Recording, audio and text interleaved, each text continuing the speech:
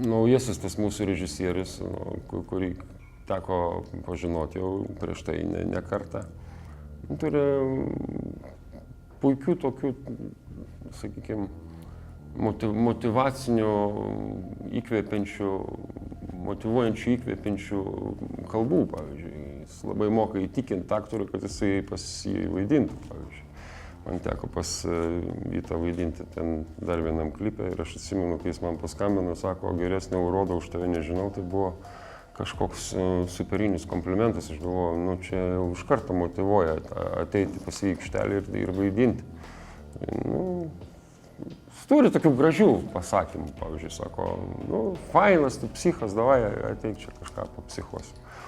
Tai iš karto motyvas aiškus, kad bėgiai net negalvodamas apie jokią kultūrą iš tikrųjų.